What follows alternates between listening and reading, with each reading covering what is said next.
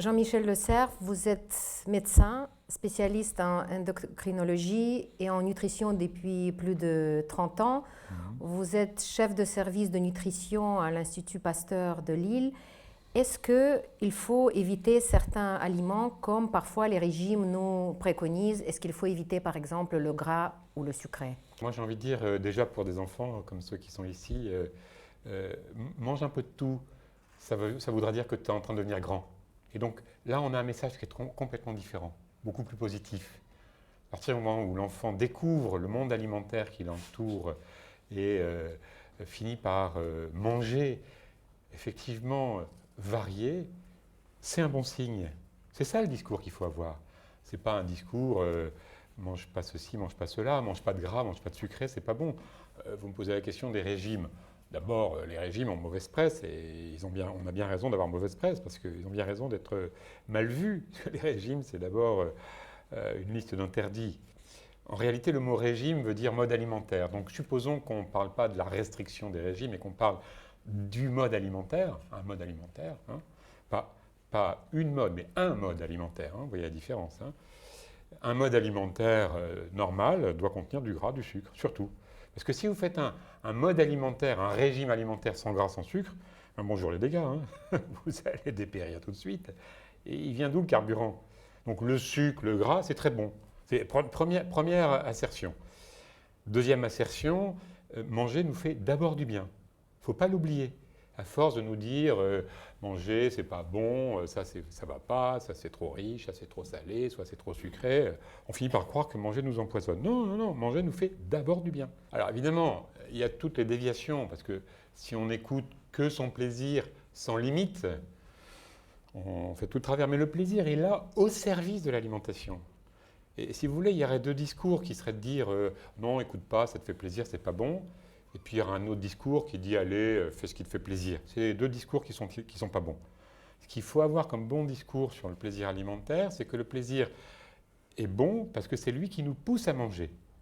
Et nous pousser à manger, c'est quelque chose qui a été mis dans notre nature par le Créateur pour qu'on on soit désireux de manger. Parce que si vous n'êtes pas désireux de manger, bah, vous ne mangez pas.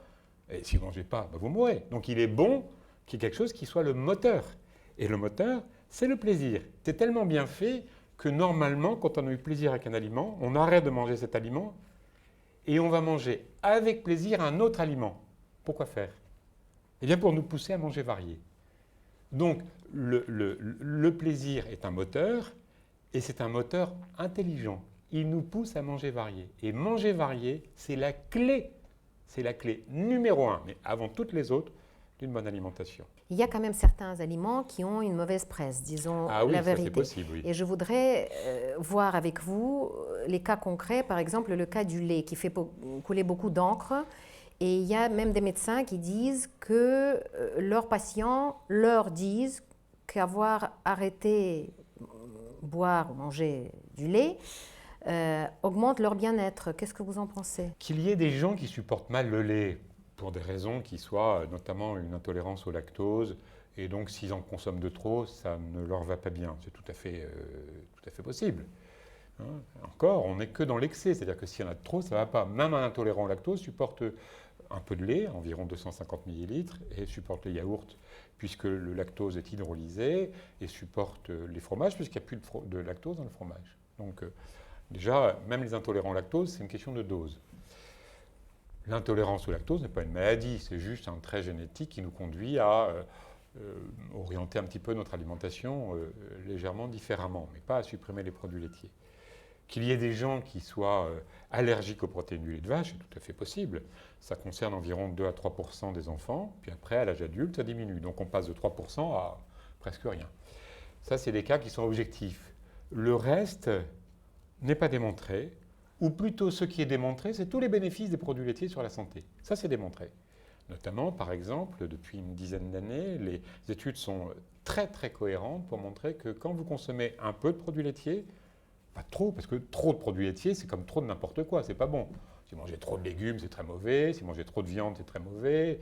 Trop de pain, c'est très mauvais. Trop de beurre, c'est très mauvais. Trop de lait, c'est très mauvais. Hein, mais il ne faut pas manger trop. Donc, les études montrent que quand vous mangez des produits laitiers, vous avez 30% de risque de moins de devenir diabétique. S'il y a bien une maladie qui est en train d'exploser, c'est le diabète. Donc déjà, une bonne chose. Toutes les études montrent que les gens qui ne mangent pas de produits laitiers ont beaucoup plus de risque de fracture par rapport à ceux qui en mangent. Bon, tout ça, c'est pas encore très grave. Mais si on dit, par exemple, que les gens qui consomment des produits laitiers ont aussi à peu près 25 à 30% de risque de moins de cancer du côlon, ça commence à devenir sérieux. Maintenant qu'il y a des gens qui disent moi, depuis que j'ai arrêté le lait, je me sens mieux. Je ne vais pas leur dire c'est pas vrai. S'ils disent qu'ils se sentent mieux, ça veut de le dire.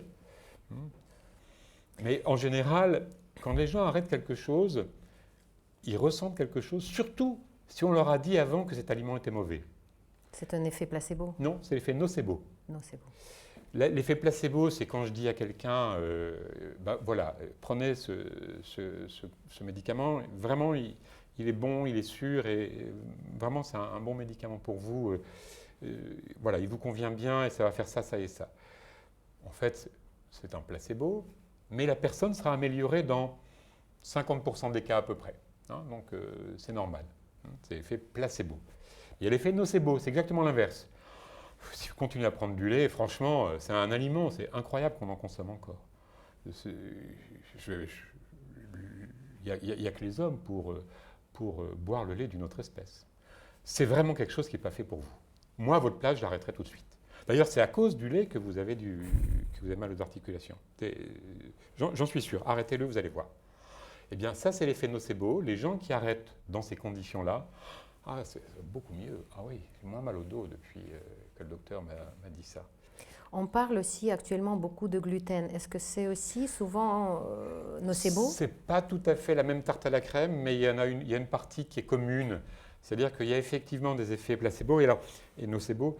C'est assez intéressant parce que la maladie cœliaque est une vraie maladie avec intolérance au gluten qui concerne quand même un nombre plus important de gens qu'on pensait. Avant, on pensait que c'était une personne sur 2500. Quand j'ai commencé mes études il y a longtemps,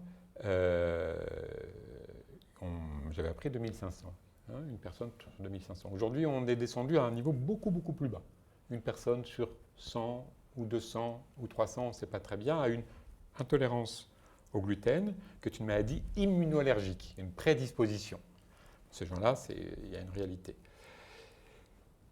Il y a une réalité qui est plus fréquente qu'on pensait parce qu'il y a des formes tardives qu'on ne pensait pas, il y a des formes silencieuses qu'on ne pensait pas, et il y a des formes extra-digestives. Tout ça, on ne savait pas. Donc on découvre, on sait très bien. La médecine évolue et elle doit reconnaître que tout ce qu'elle disait avant n'était pas forcément terminé. Et puis il y a une nouvelle entité qui est apparue, qui est un flou artistique que personne ne sait bien identifier, sauf qu'il est complètement manipulé par les médias. Sans doute pas vous, mais les médias, qui est l'hypersensibilité au gluten. Et donc la hypersensibilité, on ne sait pas la définir aujourd'hui et on ne sait pas si elle existe. En effet, chez les gens qui se disent hypersensibles, qui disent moi je ne supporte pas le gluten, on se rend compte que quand on fait des manipulations alimentaires où on leur donne un produit avec du gluten, mais en fait il n'y en a pas, ou sans gluten et en fait il y en a, il y a cet effet nocebo dont je vous ai parlé. Et puis 5% seraient en fait probablement avec une hypersensibilité qui est réelle. Le reste pourrait être en fait intolérant à ce qu'on appelle les FODMAP, c'est-à-dire des sucres non fermentés, des sucres non digérés qui sont fermentescibles, c'est-à-dire qui vont donner des ballonnements. Et en fait, comme ils sont contenus aussi dans le grain de blé, on pense que c'est le gluten, mais ce n'est pas le gluten, c'est ces sucres. Et donc, pourquoi est-ce que ces gens sont hypersensibles à ça? Peut-être parce qu'ils ont une flore digestive qui est en mauvais état, mais ce n'est probablement pas le gluten.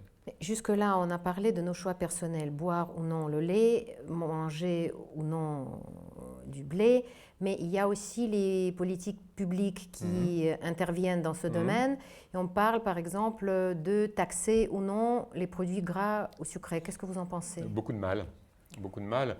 Si on commence à taxer les aliments, il va falloir trouver une raison de taxer. C'est un petit peu embêtant parce que des raisons, on n'en trouve pas. Les sucres sont responsables de rien sauf en excès, sauf quand ils nous conduisent à manger plus de calories que ce qu'on dépense. Et donc finalement, ce n'est pas les sucres, c'est plus de calories que ce qu'on dépense. Mais c'est peut-être pas plus de calories, c'est peut-être parce qu'on ne dépense pas assez. Finalement, c'est peut-être uniquement parce qu'on est sédentaire. Parce que quand vous êtes très actif et mince, bon, vous pouvez manger des glucides, il ne vous arrive rien. Si vous avez une bonne génétique, vous pouvez manger des glucides, surtout si vous ne fumez pas et que vous êtes mince et que vous faites de l'exercice. Donc déjà, c'est bien mis en difficulté. Ensuite, il y a sans doute des profils génétiques, je vais l'indiquer. Mais surtout, si vous dites qu'il faut taxer les glucides ou les sucres, ou vous dites qu'il faut taxer le gras, vous allez prendre quoi comme seuil? Quand c'est riche en graisse? Ah, non, si c'est riche en graisse, qu'est-ce qu'on va prendre? Tiens, justement, cette fameuse pâte à tartiner, là, elle a tout ce qu'il faut qui est pas bon. C'est gras, c'est sucré, etc. Ouais, c'est vrai, elle fait à peu près, mettons, je n'ai plus les chiffres en tête, mais mettons 40%, de lipides, le reste en sucre. Ah oui, mais l'huile, c'est 99% de lipides. Il faut taxer l'huile. Beaucoup plus riche, l'huile, beaucoup plus riche. Et le beurre, 82%, vous n'y pensez pas, il faut taxer le beurre. Mais donc, c'est absolument indispensable. Et le beurre, il faut taxer la crème fraîche.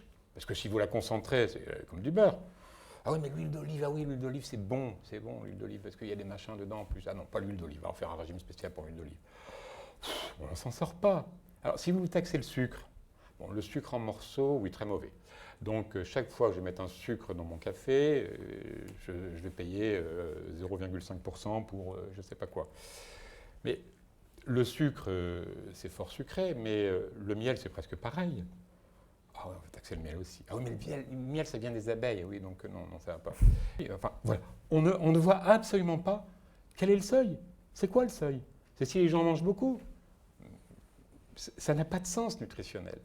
Il faut apprendre aux gens à manger varié. Il faut leur apprendre à manger avec modération. Mais déjà, quand vous mangez varié, forcément, c'est avec modération, puisque vous mangez de tout. À moins que vous vous gaviez. Et si vous gavez, c'est que vous avez un problème psychiatrique. Donc il faut aller voir le psychiatre, pas le nutritionniste aussi, les psychologues. Et puis, ça fait croire aux gens une chose qui est très mauvaise, c'est leur faire croire que finalement manger c'est mauvais. D'ailleurs, il y a des aliments qui sont mauvais, c'est pour ça que manger c'est mauvais. Et donc si on fait croire aux gens que c'est mauvais, eh bien, ça veut dire quoi? Qu'il y a des aliments qui sont pas des aliments, puisqu'ils sont mauvais. Ça veut dire qu'ils sont soit des médicaments, soit des poisons. Soit des drogues.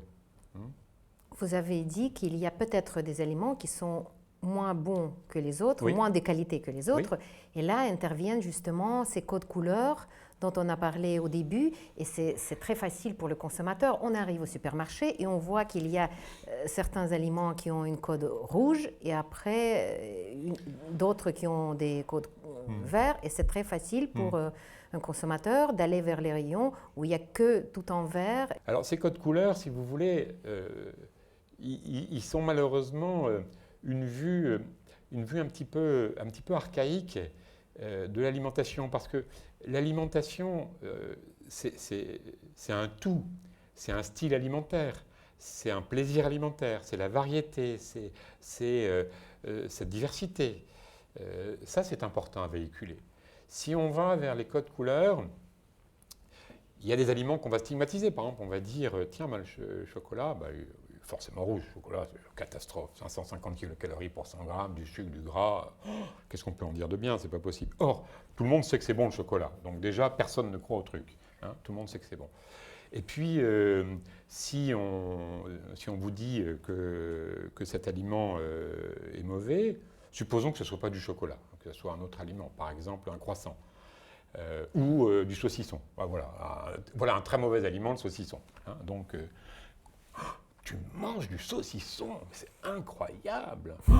Tu ne savais pas que c'était rouge, tu devrais arrêter d'en manger. Et donc, déjà, vous voyez un petit peu, quoi, tu n'as pas arrêté de manger du saucisson? Alors déjà, c'est le dialogue dans un sens. L'autre côté, quand je pense que j'ai mangé du saucisson, que c'était rouge, j'aurais pas dû. Qu'est-ce que je vais faire pour me rattraper? Je vais manger de la salade. Je vais me gaver de salade. C'est vert, alors vous allez bouffer de la salade avec plein d'huile, etc. Mais ça n'a pas de sens. Ça n'a pas de sens. Après, si vous voulez, il y a un autre aspect qui est plus sérieux, parce que là, c'est un peu la boutade, qui est plus sérieux, c'est que les industriels, jusqu'ici, on avait essayé de travailler avec eux en leur disant, écoutez, il faut améliorer vos produits, et ils s'y plient relativement bien dans l'ensemble, en tout cas en France. Et ils essayent d'améliorer leurs produits. Mais d'abord, il y a des limites. Parce que si vous faites un saucisson sans gras, c'est de la viande, c'est plus du saucisson. Donc déjà, on ne peut pas baisser trop le gras, le sel du saucisson. Donc il y a des limites. On ne peut pas toujours dire aux gens, mettez de moins en moins de gras dans votre saucisson. Il n'y a plus de saucisson. Donc déjà, c'est un premier point.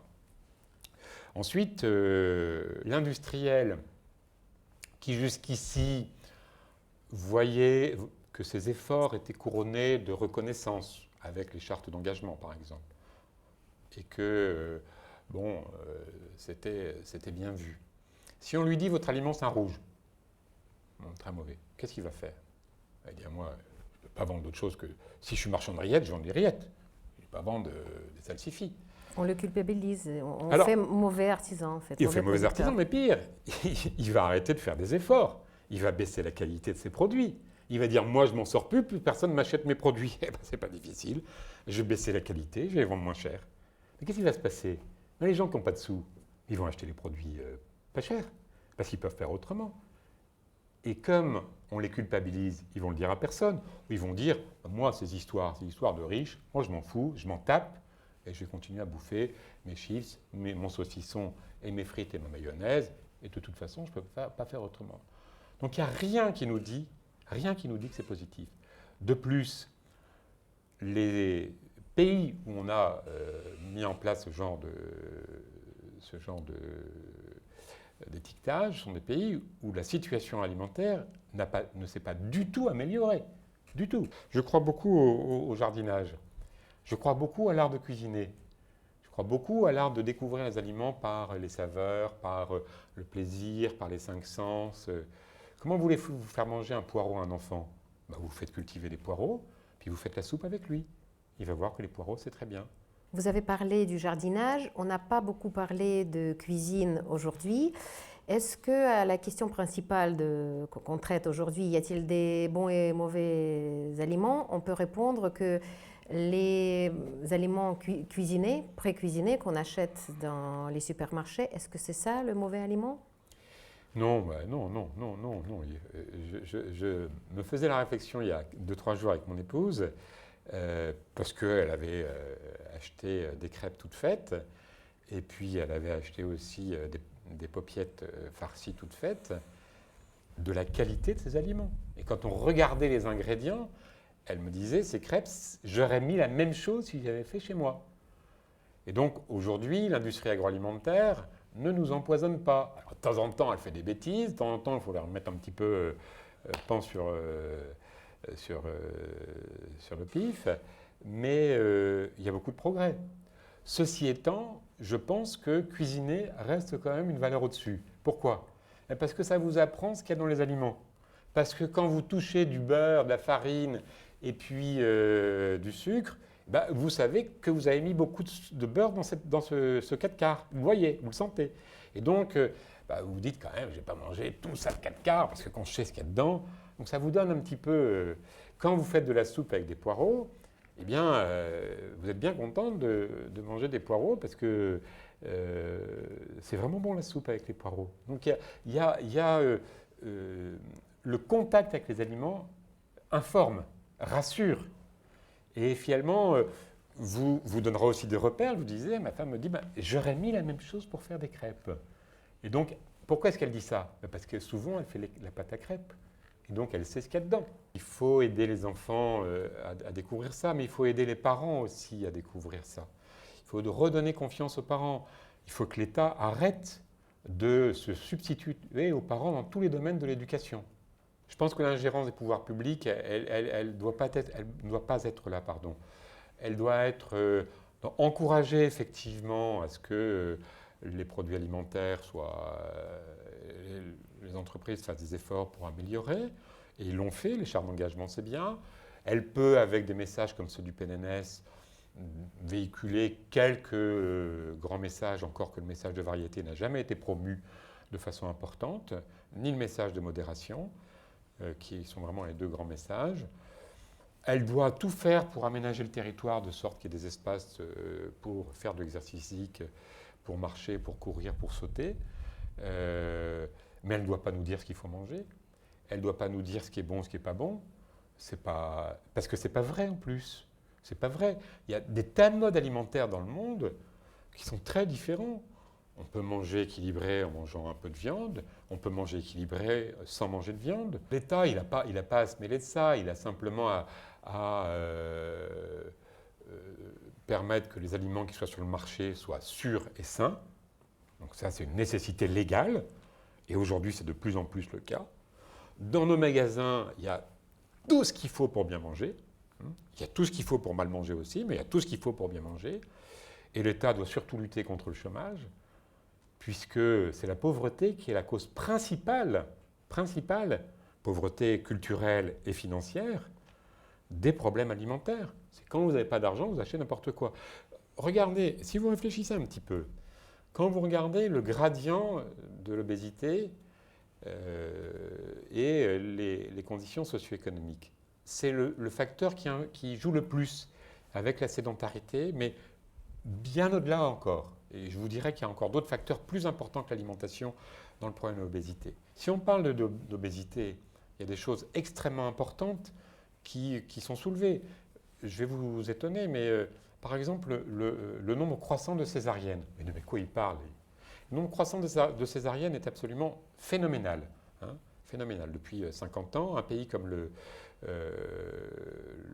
Mexique ou le Brésil, ils sont à 40 ou 60%, voire 70% de césariennes. En France, on est à 20% environ.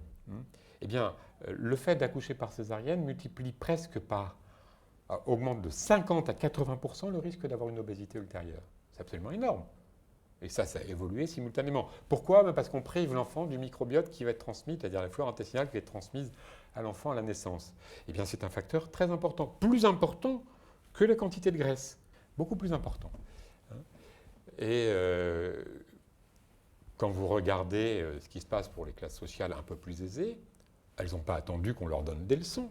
Spontanément, les gens cherchent des aliments qui sont bons, au goût, à varier, ont une culture alimentaire qui s'impose à elles-mêmes toutes seules, et ils n'ont pas attendu qu'on leur donne des leçons, qu'on leur dise ce qu'il faut manger, ce qu'il ne faut pas manger. Finalement, ça se fait relativement seul. Moi, je vois bien dans mes activités cliniques le prix très lourd que payent les personnes défavorisées parce qu'ils vont acheter les aliments les moins chers qui sont effectivement les plus gras et les plus sucrés.